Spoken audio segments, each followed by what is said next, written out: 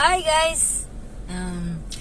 Gagawa ako ng video para to doon sa Pinay na nakakausap ko kanina doon sa exchange, sa money exchange.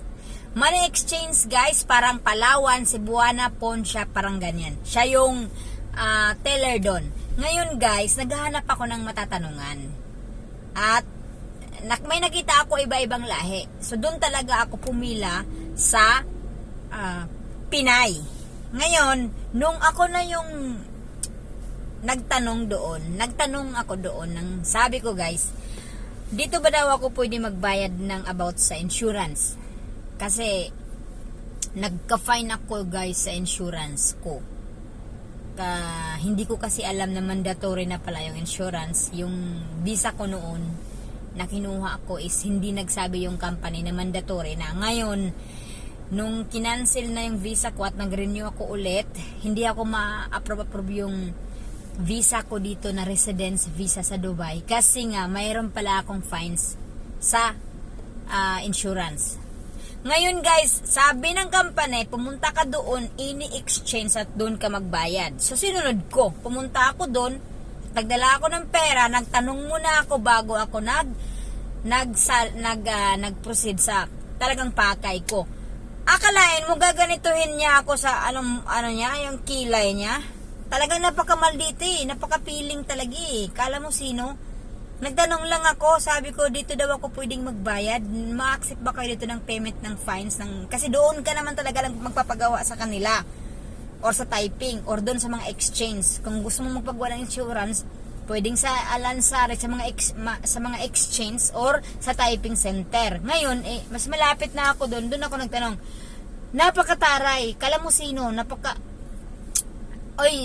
Shout out pala dyan sa mga nagtatrabaho ng office, mga kabayan ko na nagtatrabaho dyan sa mga akala nyo mas angat kayo sa amin. No, hindi kayo angat guys. Huwag kayong magmaldita. Huwag kayong pilingera na napakalaki yung sahod nyo. Kaya alam ko yung mga sahod dito. Kung malaki man yung sahod nyo, huwag kayong ganun umasta. Nagtatanong lang ako. Tapos ang kilay mo parang, akala mo kagandahan ka. Ang pangit naman niya. Diyos mio, Marimar. Pango naman yung ilong niya. Ang pangit talaga guys. Tas ang ugali niya, nagtatanong lang yung tao. Dapat sinagot niya sana din. Hindi yung pataas-taasan niya ng kilay. Ay, hindi kami nag-accept dito ng bayad ng fines. Ganon. Parang sino guys? Ang sarap sa bunutan kung pwede lang. Nakalimutan ko lang talagang mag-rate kasi yan sila. Meron yan silang PC, may computer yan sila, diba? Tsaka meron yan sila doong parang magre-rate ka, 5 star, happy, unhappy, ganon. Very happy. Ang sarap talaga mag-rate ng sad. Kaso, nakalimutan ko. Pero pag mamaya, pag meron pa yun, babalikan ko yun. Ngayon ko lang na-realize na napakataray niya. Nagtatanong lang ako guys. Doon pa talaga ako pumila. Pinilahan ko pa siya ng ilang minuto para doon ako kasi nga ibang lahi dito para talaga masabi ko lahat yung gusto kong sabihin. Matanong ko yung gustong sabihin.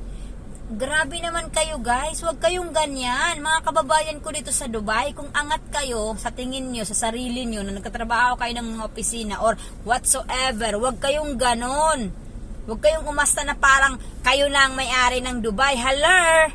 Napaka-feeling nyo naman. Baka nga mas malaki ang sahod nyo. Baka kalahati pa lang yan sa sahod ko. Kasama sa mga racket ko.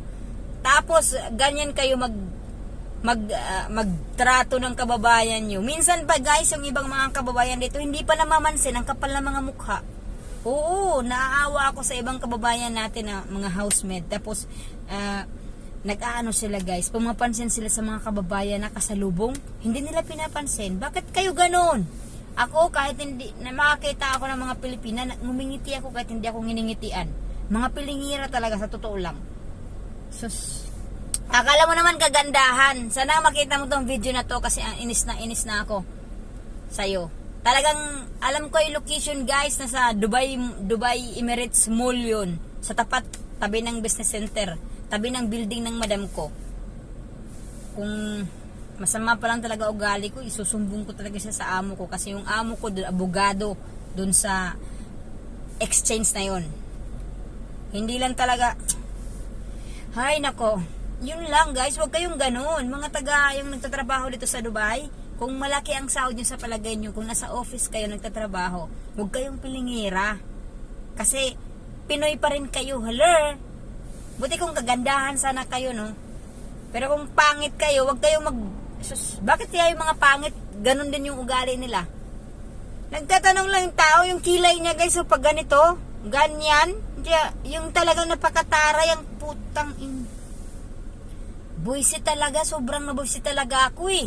Kasi, hindi ko deserve yun. Pinigpilahan ko pa siya ng napaka-tagal para lang doon talaga ako sa Pinay. Doon talaga ako sa kababayan ko magtanong. Kasi gusto ko doon talaga sa kababayan ko magtanong.